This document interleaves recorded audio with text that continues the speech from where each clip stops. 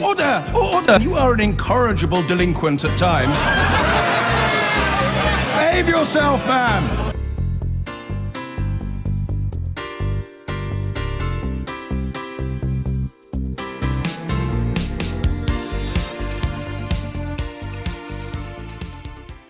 To our panel tonight, the Conservative MP Nadhim Zahawi, founder, former chief executive of the polling company YouGov, Labour's former Home Secretary, Alan Johnson, the leader of UKIP, Nigel Farage, the businesswoman and winner of The Apprentice, Michelle Dewberry, and the writer and academic, Germaine Greer.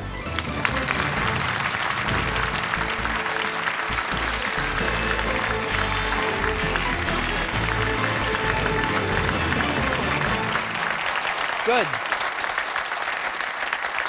Thank you very much indeed. And as ever, if you want to join in this debate, you can text or tweet our hashtag BBCQT. You can follow us at BBC Question Time. You can text comments to 83981 and press the red button to see what others are saying. Let's have our first question, which comes from Tracy Coggan, please. Is this government willing to intervene and rescue the UK steel industry? Is this government willing to intervene and rescue the UK steel industry?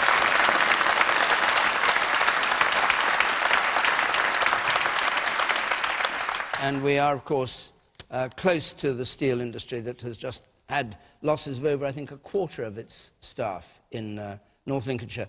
Alan Johnson, you start on this. They could be doing much, much more, that's for sure. The people in Scunthorpe, people in Redcar, people in Lanarkshire, this is a strategic industry for any country, a foundation industry. You need to have a steel industry, and it goes through cycles, and sometimes demand is up, sometimes demand is down. But if you lose your steel industry altogether, you lose a vital part of manufacturing. Now, there's three things the government should be doing, in my view. One is to look at business rates. Two is to look at energy costs. Three is to do more through the EU and the World Trade Organization to deal with dumping. Dumping is selling steel at below the cost that it took to make it. And China's not the only one dumping on the international market. Other countries are doing this. But China, 10 years ago, joined the World Trade Organization. And actually, dumping is against the rules of the WTO, let alone the rules of the EU. I've seen no action from government to deal with that. And I've seen no real attempt to have a strategy for dealing with this. The announcement the other day by the minister that he's going to give £80 million to help the local communities, that's fine. Actually, about 40 million of that was already going to be given because of statutory redundancy rules. But there's much more governments are doing in Italy and France and Germany to protect their steel industries, and we should be doing that as well. And could that save it?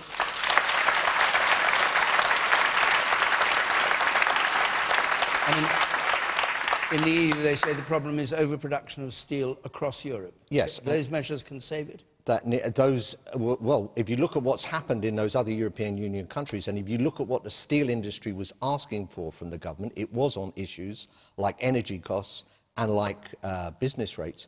But the real issue here is whether we could... So in Redcar, the coke ovens have been closed. That means they'll never resume steel making again. In most cases where there's been a problem like this, they've kept the coke ovens working. A new company just opened in Newport that closed 3 years ago. This week for steel, it's been closed for 3 years, but they kept the coke ovens mothballed. Therefore, they could reopen when demand increased. The real tragedy in Redcar and Teesside, not Scunthorpe, but it's hard enough there, but in Redcar, they will never produce steel again, and the government could have done something about that. Nadhim Zahawi. I think Alan Johnson raises an important point about the global steel industry. Steel prices have gone from 2 years ago, $1,600 a tonne. Today it's sub $400. So this isn't just dumping from China, it's the Ukraine, it's India.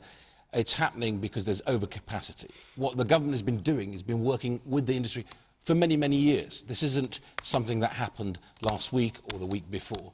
On energy costs, Alan mentions that quite rightly, the government has already actually paid the industry about £50 million in effectively returning to them the cost of energy.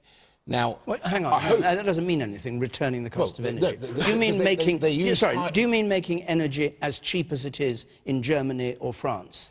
Well, it means that those who use a lot of energy, the government has worked with them to make sure that they actually get a rebate back of £50 million. But we know the problem. The price of energy, electricity use is 9p a kilowatt, I am told, here in Britain, 4p in France. Have they brought those two together and made it the equivalent of 4p for the British Steel industry? What they've done already, as I said, is they've given back £50 million. But how much is that? I mean, we can't... It's a vague figure. What is £50 million? We need to bring down the cost of energy, and where Labour could help us is they don't vote for higher energy costs, as they did last week in the House of Lords. But back to what we're doing to help the industry, which is very important. There was a summit last week, cross-party, so the Labour MPs, which constituencies actually have these big steel manufacturers, were there, the unions were there, as well as, of course, the whole of the industry. And there are 3 strands of work. The first is procurement. The government's looking at more procurement. So the Crossrail project, 26 miles, that actually, because of legislation in the last Parliament, they could actually buy British steel.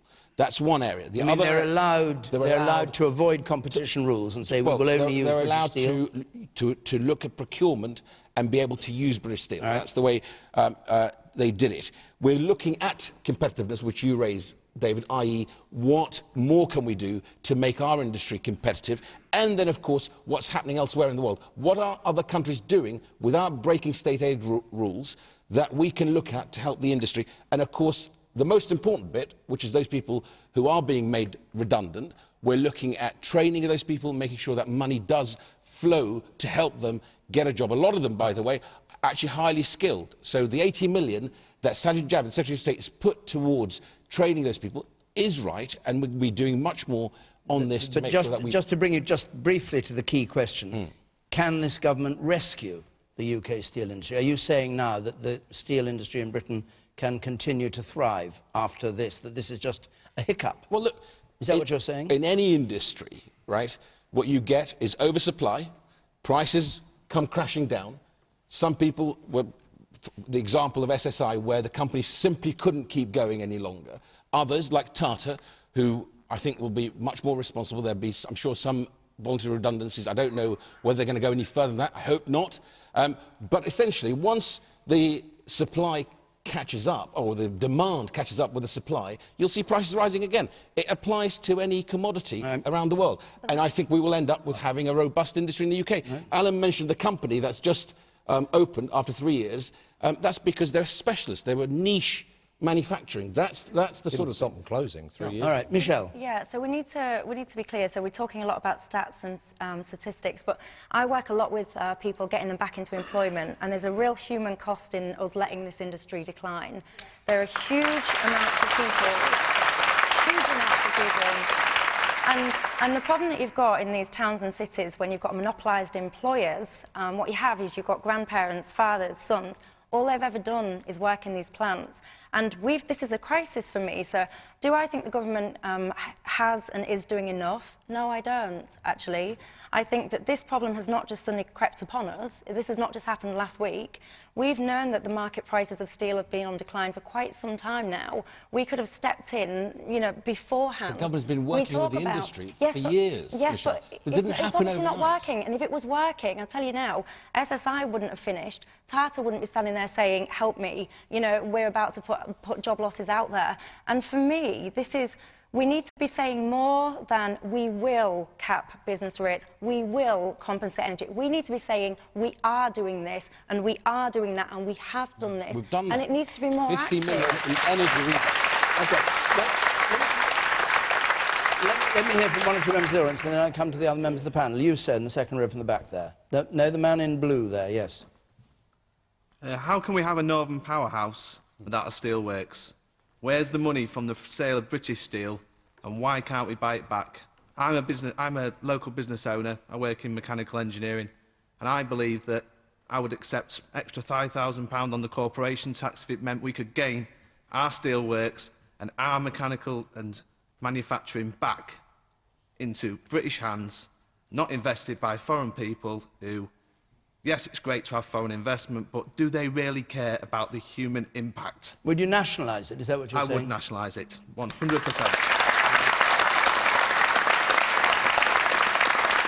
Nigel Farage, would you like to see steel nationalised? I'd like to see steel operating and vibrant. And the answer to the question that Tracy asked, is the government willing to intervene? It can't intervene. Why?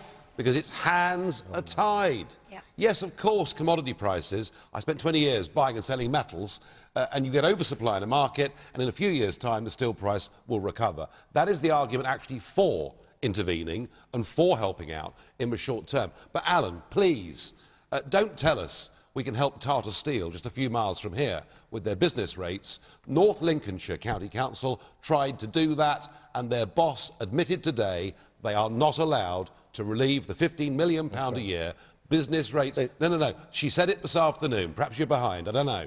Yeah. The Conservative leader of... They cannot provide any rate relief because of EU rules. Sajid Javid was asked the very same question, the business secretary. What could he do to help the steel industry through its short-term mess? He said because of EU state aid rules, absolutely nothing. We have burdened not just the steel industry, but all our heavy manufacturing with huge energy costs. European policy on this has been deeply misguided, and we're seeing heavy industry closing all over Europe. But the Germans aren't stupid, and they do act in their own national interest. And what Merkel has started to do is a massive programme of building coal-fired power stations. Sorry, are you saying that Germany acts outside the rules of the EU, despite being the most powerful country in the EU? It's very interesting. The Eggborough power station in Yorkshire closed last year. Ferry Bridge is about to close. Kings North in Kent closed last year.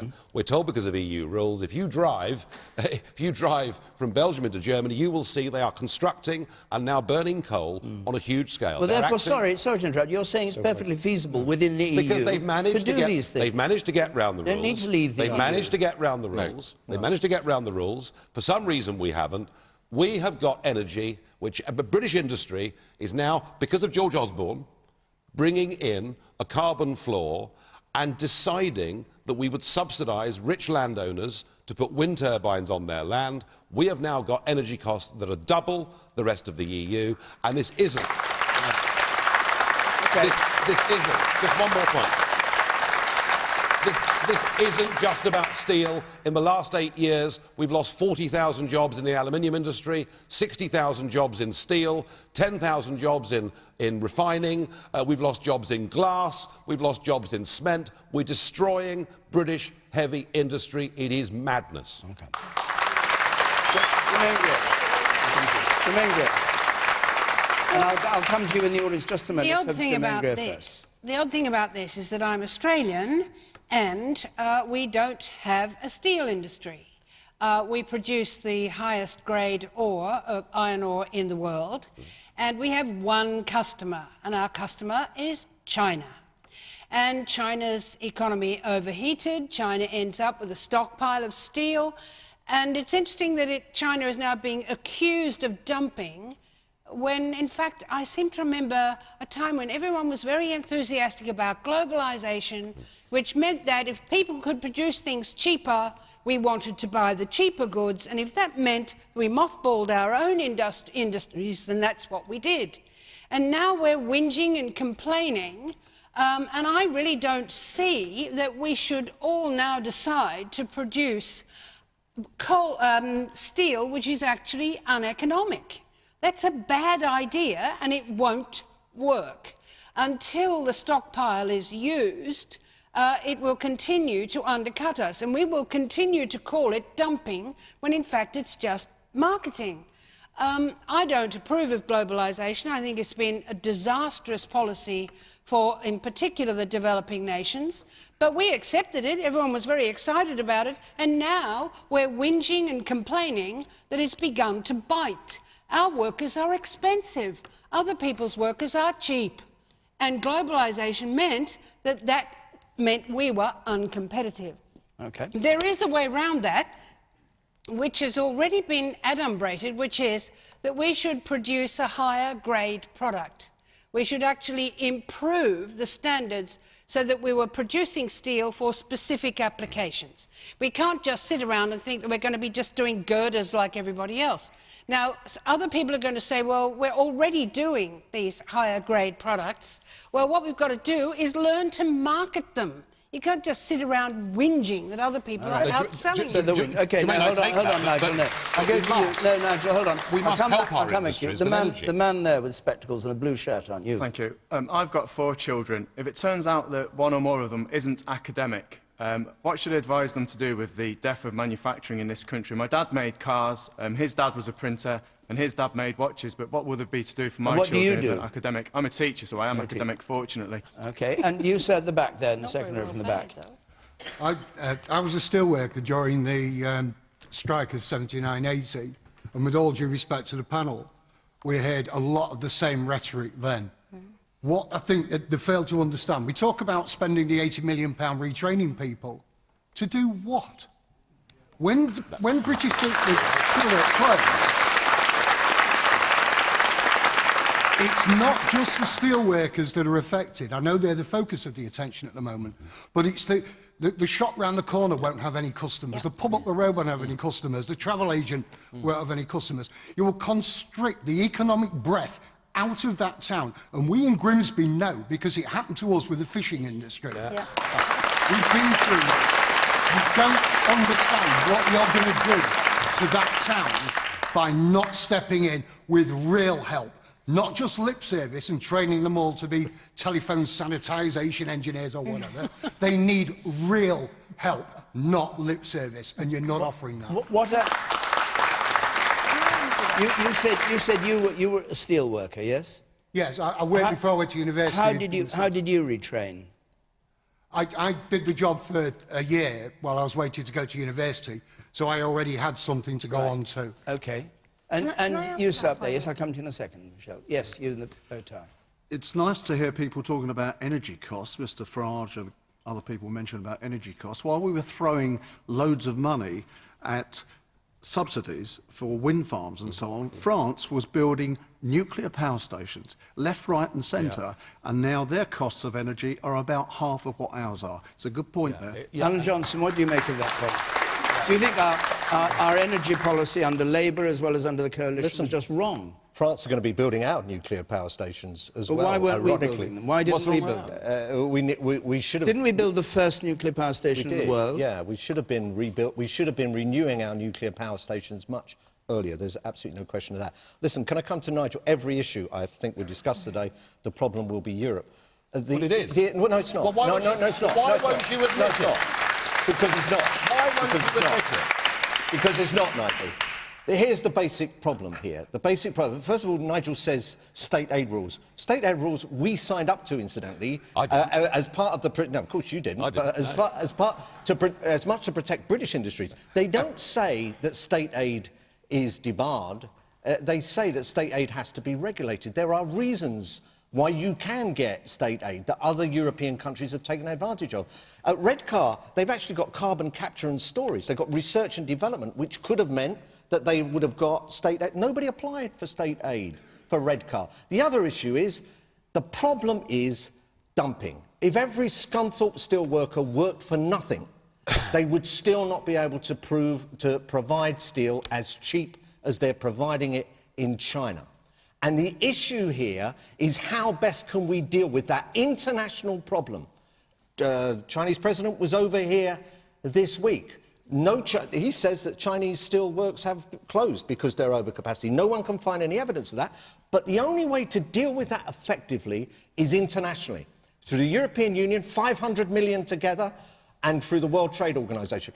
Do you think, Nigel, seriously, that if Britain was on its own, that there would not be dumping on our market from China and we would be less able to deal with it, not more able to deal with it? Leaving aside... If we were in control of our own trade policy and we had our own trade deal with China, if we thought China was behaving unfairly, we could put tariffs on their steel. As members of the European Union, we cannot do that. All right, I just want to bring... I want to come back, 63 million against Nigel. 600. Can I come back to energy at No, some point, I want to come back please? to... Yeah, I want to come back to a point you made about Germany. Do you accept his point that the German steel industry is doing better? No, because in Nigel, all kinds of ways and not losing... Nigel not doesn't losing understand workers? what's happening in Germany. Listen, I was really? chemical... I tell you what, I'm going to explain to you. Oh, well, aren't we lucky to have you on tonight? Just My hold goodness on. me. Hold on, Nigel. Germany decided, They after never change, do Fukushima, they? to close down all their nuclear power stations. Right? They realised, actually, solar and wind is not enough because you need a base level of power. That is why they're having to invest very rapidly to deliver that base level of power. That's a whole other thing. I want to go back to the gentleman at the back who talked about what other jobs are out there. Now, I told you I'm a chemical engineer, right? I believe in engineering in our country. In my constituency, we've got Jaguar Land Rover, we've got other automotive sectors. We produce a car every 20 seconds in the UK.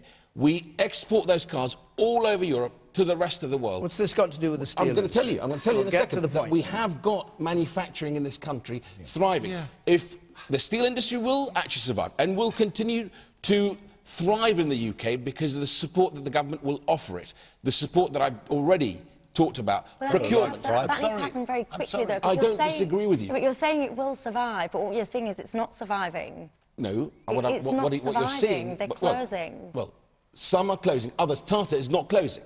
No, right? but there's so they're many having to jobs that- scale back 1 in 6 because now. because 1 in 6 jobs are I at don't risk in this I don't sector. disagree with you. They are. But this is a crisis in the steel industry No, because of no, oversupply it's not. globally. No, the steel That's industry thing. is a symptom of what is happening to heavy manufacturing in Britain. As I told you, our aluminium industries, our cement industries, our refining industries, they're being destroyed because we're giving them energy that is simply too expensive. And what I'm asking for is to give British heavy industries a level playing field, and then we can compete. So I hope and then we can succeed. I want to go to you, sir.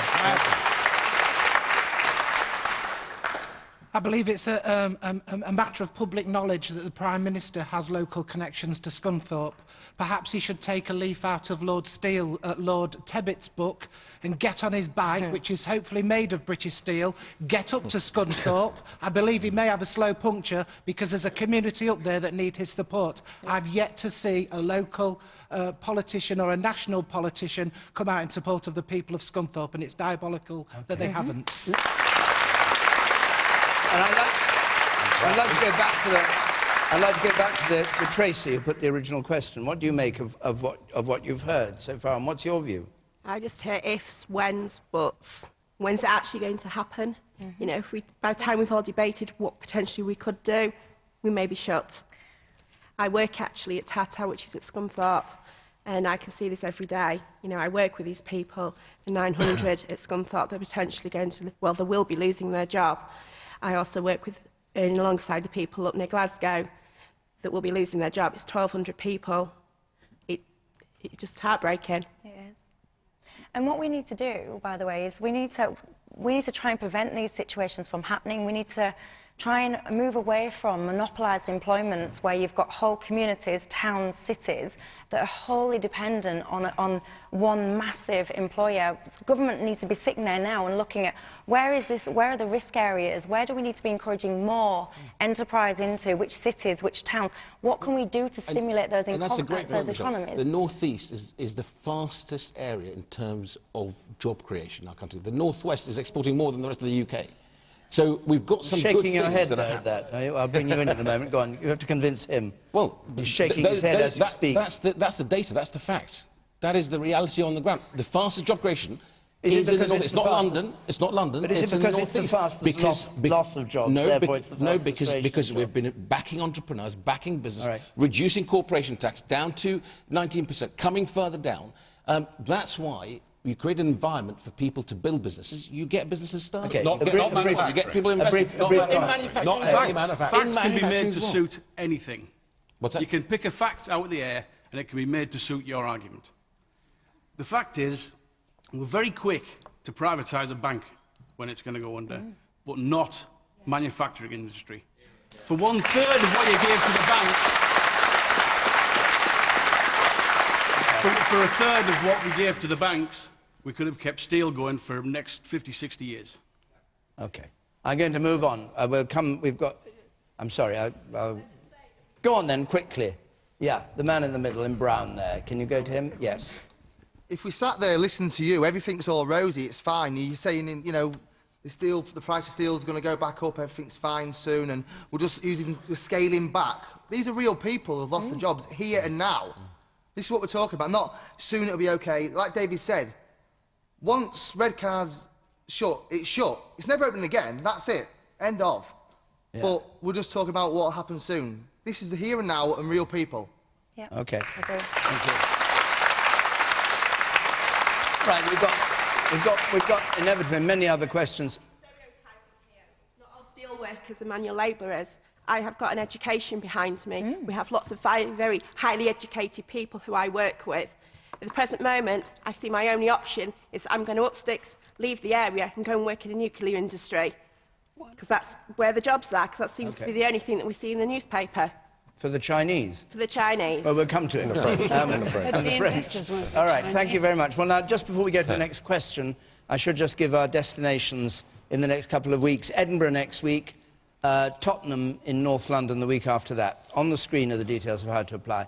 I'll give those later on in the programme. But let's go to China in that case. Mel Ogden, please, has a question. Mel Ogden. Should the UK be sucking up to a rogue nation just for financial gain?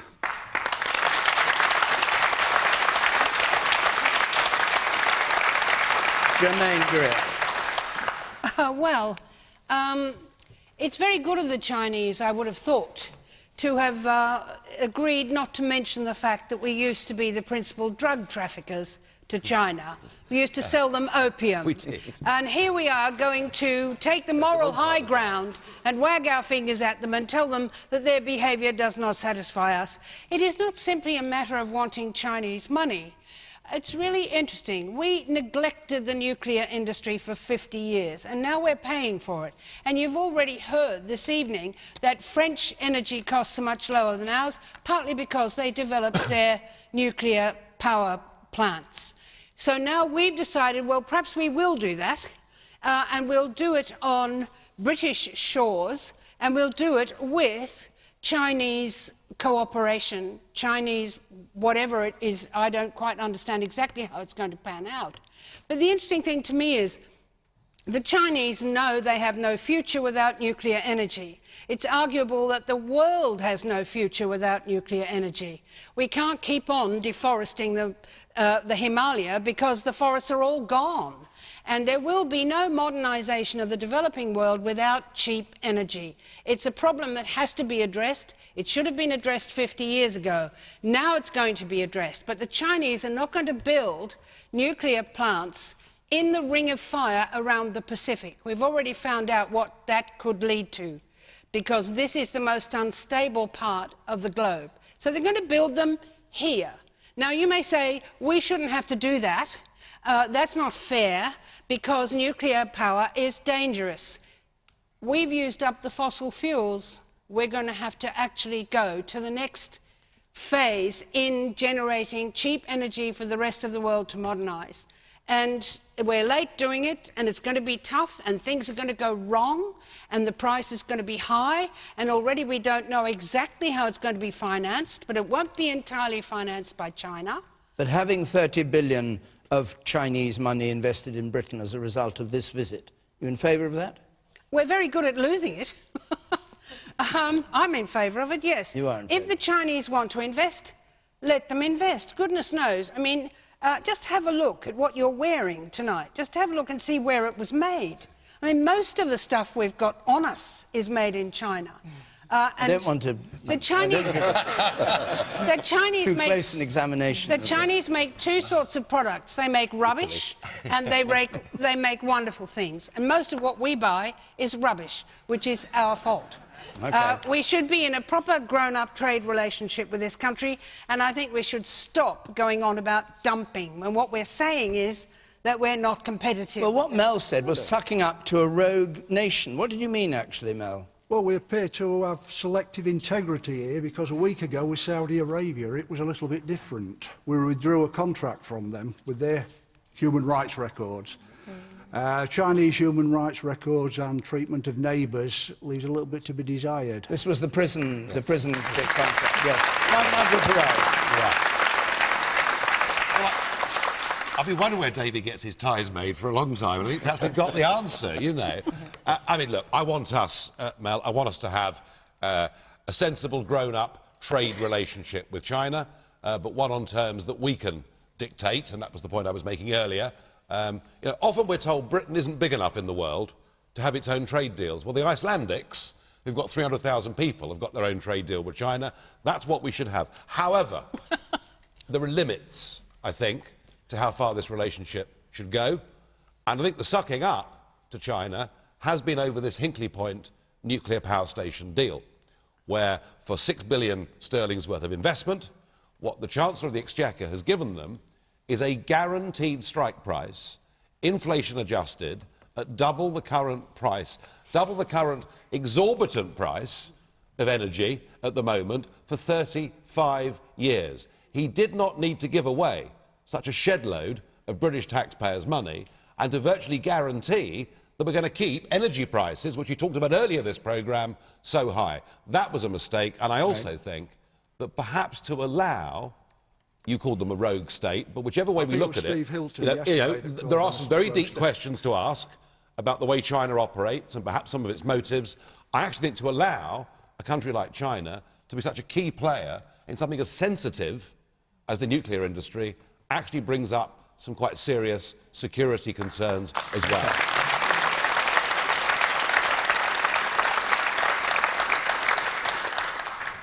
You, sir, there. Mr. Farage seems to believe that a nuclear-based attack from China would be in any way viable for any state involved. No, in it. I don't believe that. What I believe is there are some things that should be secrets for countries, and anything to do with the nuclear industry, for obvious reasons, is something that needs to be a pretty closely guarded secret, or if we're going to share it, we share it with our absolute closest allies on Earth, and that I don't think can ever be China. Nadhim, sorry, let me bring Nadhim in. Let me just repeat the question, because we're getting a bit far away from it. Should the UK be sucking up, do you accept that as a definition of what happened this week, to a rogue nation, do you accept that, just for financial gain? Well, look, I mean, the gist of the question is, you know, how do we treat countries like China or Saudi Arabia, for that matter? And the government has to strike a balance. Now, I sit on the Foreign Affairs Select Committee. I can tell you, you know, we hold the FCO, the Foreign Office, to account that none of our ambassadors, none of our ministers, not our Prime Minister, shies away from dealing with the tough questions about human rights or whatever it happens to be with any country. Part of what we do is we go out and talk about the rule of law and our values, and those things are there on the table all the time. In terms of the relationship with China, I am very, very supportive, because that 30 billion of investment is about 25,000 jobs. Michelle was just talking about diversification, more investment. That sort of investment, that's 25,000 families.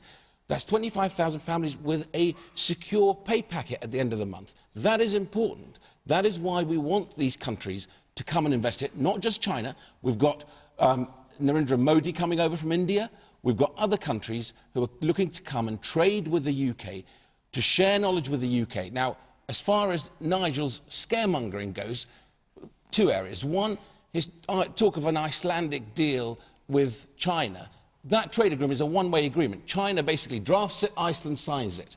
It's very different to the deals that Europe can strike with China. That is the difference.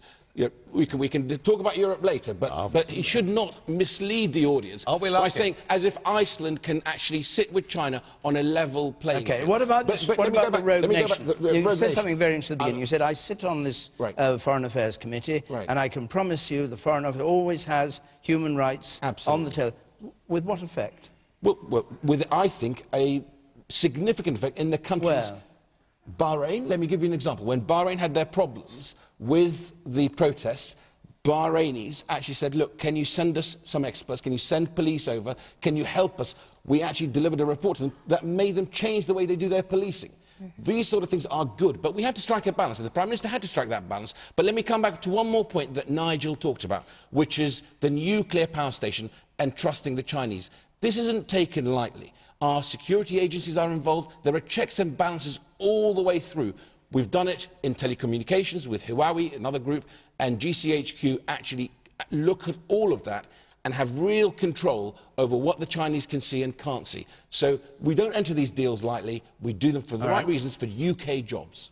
Michelle Dewberry. Well, I think you're absolutely right, and I think no one can dispute the human rights aspect of what China do. So they apparently have more death penalties than the rest of the world combined, and, you know, they're imprisoning people for daring to campaign against domestic violence. You know, they have an appalling track record. But I also feel quite strongly that actually you can be in a position to influence better change by being in a partnership with somebody. So we've just spent 5 minutes previously talking about how China has become has gone from being the biggest consumer in the steel industry to one of the biggest competitors of the, or one of the biggest threats to the steel industry. And I do feel that by working closer with China, we'll be able to influence much more change. We'll also be able to, as we've just been talking about Hinkley Point C and the 25,000 jobs that are created, we need foreign investment. We need job creation, and actually, quite frankly, I think that we're better to have these people on our side and be in partnerships and trying to influence change from within, rather than standing on the sidelines, trying to tout them all high ground, saying, we don't want your money because you do this, this and this. OK. And the man at the back there. Yes, yes. I just wonder how the Conservative government could scrutinise the likes of China for their human rights violations when they're being investigated themselves. The Department of Work and Pensions, Ian Duncan-Smith, for his treatment of disabled people, and the tax cuts and their austerity measures, which is hurting their own people in this country to such an extent. How can you then go and scrutinise another country when you're doing it yourself? You equate the two. Alan Johnson, what do you think about that? Well, I've been waiting for a long time to find out what Nigel's vision for Britain outside Europe is. It now seems it's Iceland, which is a country, incidentally, that applies virtually every European rule and has free movement. Now, on the issue, I wouldn't make this a pejorative point about China. I think it's right that we trade with China. It is the second biggest economy in the world and will soon be the biggest economy. The worst situation for the world and for us is China in isolation. The fact that they've opened up to the rest of the world means actually 600 million people, human beings, lifted out of poverty in that country. And I think we can influence them further in terms of the trade. The security question, I don't think applies. They are building nuclear power stations in America, by the way, on the same basis. And if we have a problem with China about nuclear energy or some kind of combat with China, believe me, our energy will be the least of our problems. So I think it's right to deal with China. It's right to have two-way trade. I led a delegation to China when I was Trade and Industry Secretary 10 years ago. It's nothing new. But I think at the same time, we use that influence to try to change their human rights record. If we only dealt with perfect countries in the world on human rights, we'd be dealing with Vatican City in Rome. There'd be no one else to actually trade with. Yeah, I'm not sure that was a good example, was it?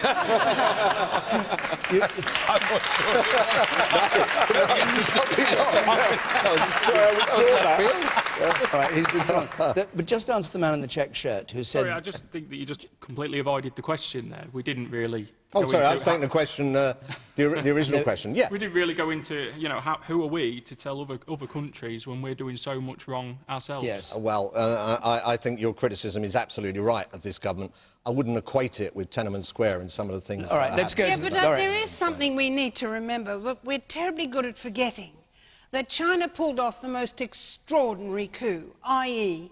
it actually rescued its enormous country from famine. Famine is a reality in China within people's lifetime. And it's one of the reasons for their paranoia and their jitteriness about having the status quo overturned, because it's not exactly stable at the moment. I mean, we're friends with America. What about Guantanamo? What about the death sentence in America? Does anyone ever say anything? No. Yes, it's China, and you should see what the tabloids have been running this week. The ridiculous, xenophobic nonsense about China. They've been accusing China of all kinds of weird things, so that when Prince William met the 7-foot man, they said they did it on purpose to make him look small. At this point, you think, oh, please, they're grown-ups, and they have been through more in the 20th century than we have been through in 600 years. Somebody has to understand that freedom from hunger is a genuine freedom. And when you're talking about civil liberties, you're not going to jeopardise that freedom for another one which hardly means anything in historic terms. China is an astonishing country, and we should at least respect them. We don't have to like them, we don't have to approve of them, but one of the things that was very obvious to me reading the tabloid press yesterday is that we don't respect them.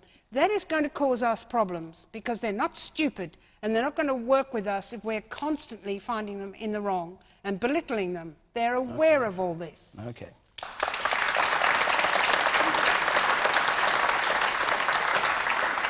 They did, on the other hand, get a golden coach and the Queen and 4 horses taking them down the Mall, and that might perhaps counterbalance what the tabloids said.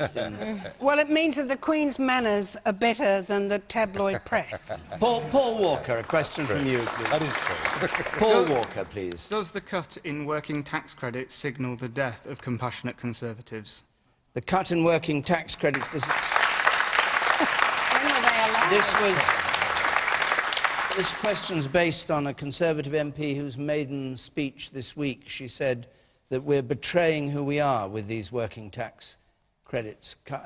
Obviously, I'll come to you in a moment. Nigel Farage, your reaction. I'm afraid the bottom of the pile for the last decade have been people working, earning low salaries. They've had a miserable decade. They are worse off, very many of them, than they were 10 years ago.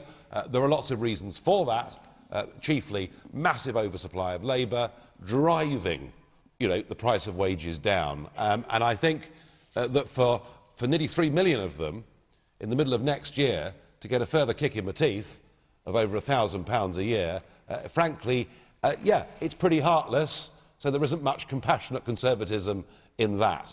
I think that any changes that happen to tax credits that are supposed to be counterbalanced by increases in the minimum wage. I think Frank Field has got a motion before Parliament in a few days' time to say that one should directly coincide with the other. That's the minimum. What I would actually like to see in the short term is people on lower wages earning a bit more money and feeling their standards of living not being depressed but rising.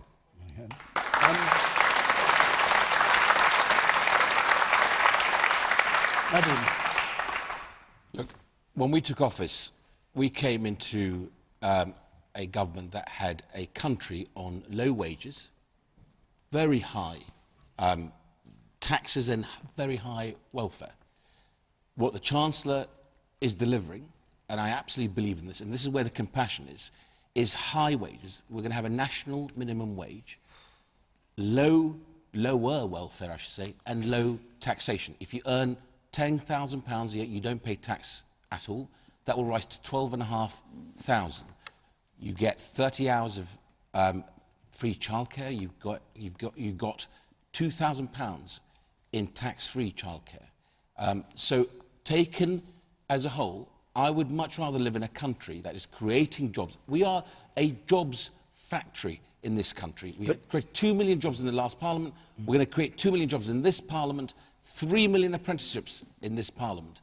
The way you help people is by giving them better wages. Now, you don't have to believe me, but ask Alistair Darling. Alistair Darling, no, fair enough. Alistair Darling is on record as saying that the tax credit system spiralled out of control, got to £30 billion. It would have gone even further if the last government hadn't made the changes it made. 9 out of 10 people, families with children, were eligible for tax credits. We brought that down to 6 out of 10. What we're proposing now is 5 out of 10 people will be able to have it. Alistair Darling said the tax credit system was actually having a downward pressure on wages. But a lot of employers, David, were using it as an excuse to keep wages low. You've already, since the Chancellor announced the national living wage for our country, Lidl, Morrison's, Aldi, IKEA have all come out and said, we're going to pay much higher wages. That is how you create one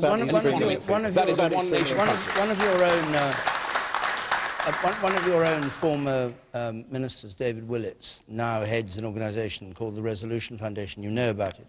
And they've produced a thing today saying that even if you raise the minimum wage next year to the full £9.35 it's going to be in 2020, And even if you combine the minimum wage and raise the income tax threshold, the other thing, families would still be losing money. In other words, if you did all these things now, people would still be losing money. Is he right or is he wrong? Well, I think my conclusion is if you take the overall effect, including what would happen, as I've just explained, with businesses actually saying, you know what, we're going to go further. Because what government does, what the Chancellor does, is effectively set the mood, the temperature of the country. We want a high-wage, lower welfare and low-tax economy. There's lots of different... So a family with 2 children, 1 person working on, you go into all those on minimum details. wage, right, will be... You know, but you know the average, you know better. what the Institute for Fiscal Studies said, the average loss is 1,350 a year. Just one question, then I'll come to Alan Johnson. Is there any chance of the Chancellor or the Treasury reconsidering this? Are they looking, there's obviously a lot of pressure on about it, are they looking at the possibility of softening the changes, softening the blow? I think if you look at this in its totality, what the Chancellor has actually done will create a country that has people on higher wages and a much fairer So the answer's no. country. Look, no. Well, I mean, of course. Let me just come in here. Let me just come in here very, very briefly. Of course, other people would attack us for doing this, but ultimately, you have to make a choice. Where are you going to find the £4.4 billion that we will save from changing the tax credit system? Are you going to start cutting nurses and doctors in the NHS? Or are you going to cut schools? Or are you going to raise taxes on people? You've got to find £4.4 billion. All right. Where are you going to find Alan it? Johnson, where will you find it? Well, I don't think this denotes the death of conservatism. I think that compassionate conservatism. I think that happened much earlier with the bedroom tax and some of the measures that were introduced previously. This is a big problem for you because David Cameron said on live television during the election debate, his actual words is let me get rid of this myth. We will not reduce tax credits. When Osborne announced this... When Osborne announced this, we had all this... Nadhim's a nice guy, but he's coming out with Conservative Central Office briefing.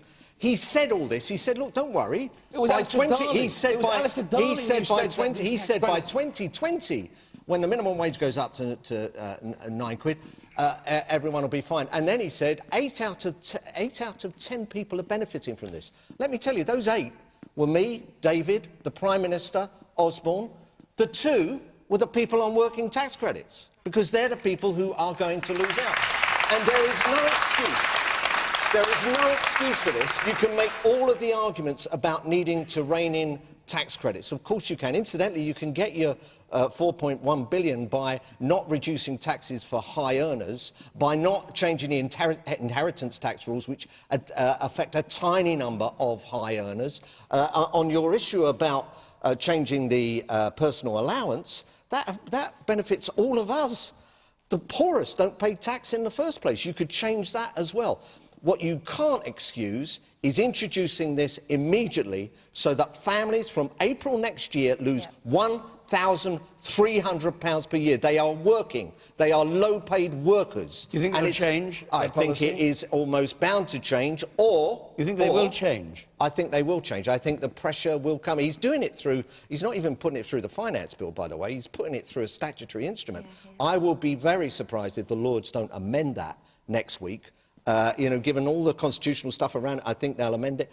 I think the pressure is going to be very high. Listen, one point, we did something with a 10p tax rate, you might remember, when we were in government, that affected the lower paid. And in the end, we rectified it. The maximum loss from that was £232. Nowhere near this £1,300. We felt the hot heat of the public, by the way. And I think, mate, you take some credit for your programme last week and that woman who spoke very passionately, having been affected by this.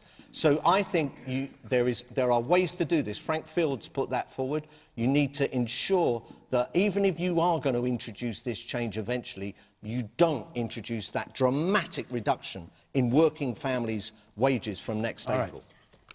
The woman there.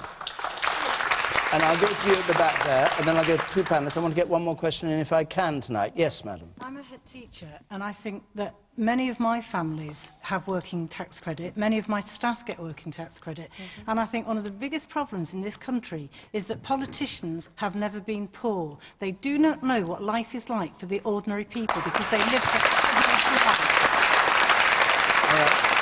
And the woman just in front of you. Yes. Myself. Yes. Sir, you speak about creation of jobs. Tata Steel is now finished. Hinkley Point. Are we going to see a British company building Hinkley Point with British workers? Is that going to be the creation of the jobs? All right, well, that's slightly, we've been through that bit. We're on to tax credits, so let's stick with that, because we've only got a few minutes left. The woman at the very back there. Sorry to stop you on it, but yeah. I just don't, me personally, I don't think there's any such thing as a compassionate Conservative. You don't care about the poor, you don't care about the vulnerable, you don't care about the disabled, you don't care about young people or students, the way you've absolutely screwed us in every single way possible. The Conservatives will die out, and I hope sooner than later. Well, they didn't show much sign of dying out at the general election, did they? 23-point-something% of the electorate, so... All right, Michelle Dewberry. I think to the last lady's point there, I think that the Tories do need to be quite careful here, because I think that we're in a situation where I agree in principle, by the way, in terms of changing this working tax credit, because the tax credit, it has in lots of ways become a subsidy for low wages, and I think that's wrong. So in principle, I agree in terms of we shouldn't be topping up employers wanting to pay low wages, but I think that the way we're going about this is wrong. I think that people are going, the government is proposing going too fast, too quick. I think the House of Lords is going to step in and is going to table some motions that's going to try and delay things, slow things down. And I think to your point there, I agree with you. I think the Tories perceptionally have it's a perception that you stand just for the posh. You don't really care about people that are, let me finish my point, you don't really care about people that are striving and working, and you say that you are the party for the workers and the strivers and those with the ambition, but when you come out with things that feel like they're knocking the poll, whether they do or not, the perception is that you're going against them. Germaine Greer, and I'll bring you in at the end. Look, briefly, if you would. The system we have is enormously ungainly. It's expensive to manage. I can never understand why you don't just pay people. Why have you got all these low-paid people? Instead of having this ridiculous system where you pay them too little and then give them a tax credit, which they've got to spend a lot of energy and enterprise to actually get hold of, just pay them. All right. Well, very brief. So one more question. I am very proud that it's a Conservative Chancellor who has introduced the national living wage for our country. And I just want to come back. I just want to come back on the lady. I just want to come back on the lady who said that politicians don't seem to understand poor people. I am self-made. Let me tell you something about my background. When I was about to go to university, my father lost everything. The bank took our home. We lived on income support and housing benefit and handouts from friends. So I will not take any lectures from anyone about knowing what it's like to be poor. I've been there, so I know what it's like. And my party today, with the 2015 intake and the 2010 intake, is more representative of our country, I would say to you, than any other party in Parliament. So it's not fair. All right. I'm going to take one last question. We've got 4 or 5 minutes. I'm going to take this question from Claire Ward, please. Is sugar tax the answer to the NHS obesity difficulties? Right, we have to be brief on this, but today, at last, the government published a report from Public Health England recommending a sugar tax of between 10 and 20%. Should we go ahead with it? Well, you've just been speaking, so Michelle, I'll come to you first. Be quick, everybody, please. You in favour of a sugar tax? I'm in favour of better education and better personal responsibility, which would make you stop and sit there and say, I don't want to harm myself, and I certainly don't want to harm my children. However, that doesn't seem to be happening. It's something like 1/3 of children leaving primary school are overweight, so the education piece is not working. So am I in favour of tax to try and stop these people pumping their kids full of sugar? Yes, let's try it. OK. Germaine? It didn't work with cigarettes. Why would it work with sugar? Okay.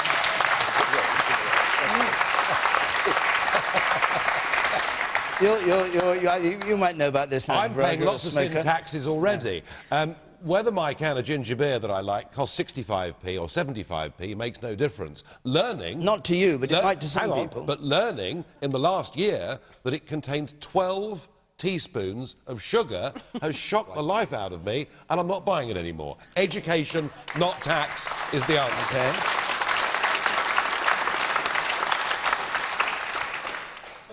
Nadhim, what do you think? No, hold on a second. No, it's just that you get chemicals like monosodium glutamate in products in food. So why is sugar being singled out? It seems that everything's being taxed, even things which seem a bit unhealthy. I mean, it's absolutely ridiculous. These things should not be taxed. I cannot believe that thing. You get all these additives. And so why is sugar being singled out? Well, obesity is costing the NHS £6 billion a year, so somehow we've got to try and recoup those costs. Yeah, exactly. Different chemicals affect the body in different ways. Nadhim Zahawi, I'll come back to him. Look, instinctively, I'm against any... You tax it, then you penalise the poor, right? That's just hurts people. Right? The reasons for childhood obesity are complex. It's partly genetic, look at me. Right? I don't eat much sugar, but I still get fat. Environmental, and of course, education. I think I'm going to agree with Nigel. Well, goodness me. Right? That we need to educate people to understand what is in their food, let them make the choice, don't tax them. OK, no tax on sugar. The woman up there at the back, are you in favour of it? I think it's shocking that there are certain foods that do have a lot of sugar in them, but then there's also a lot of foods that are marketed as more healthy but still have a lot. So do you think the manufacturers have something to answer for? Alan Johnson. Yes, it's not the only answer, but it's an answer. We need a sugar tax. Germaine, actually taxing cigarettes did help to bring down smoking. The percentage of the population who smoke now are at the lowest ever, and the price of cigarettes was a factor in that. Listen, this is not like some of the... This is deadly stuff. The British Medical Association, the Public Faculty of Health, the British Heart Foundation, Public Health England, who did this report, they all say, for the reasons Nigel said, you pick up a 14 spoonfuls of sugar, which is twice the recommended daily dose. We do this, incidentally, at our peril, because a future generation, if we don't do anything to do this, to deal with this, and education's part of it, of course, but a tax has been successful in the countries it's been introduced in, and we should introduce it. And doesn't it only hurt the poorest, or does I it don't, hurt the no, I don't buy this more argument. Well, if that was the case, well, I tell you why, we'd have because, cheap fags. No, but because of processed food. Well, we do. We have black market cigarettes. Because I mean, we do. No, the argument is that processed food has a lot of sugar, and it's quick to cook, and people who don't have the time to go and cook and buy fresh vegetables and all the things the middle classes are meant to do can't afford to, and they use stuff which has a lot of sugar without it being observable. I don't buy that Baked argument. beans, tomato soup. I don't buy that argument. Well, if you tax sugar, then the producers of these goods will use less sugar. That's the only way. They've been told about the health risks for ages. It's been a voluntary system for ages. All right. They're doing nothing about it. A brief point from you, the woman there in spectacles. Yes, quick one if you would. Yeah, manufactured products that use a lot of sugar make cheap food. The lower income can afford cheap food. Compare a packet of custard creams and a pound of apples. Which one is healthier? Which one is cheapest? And what's the answer?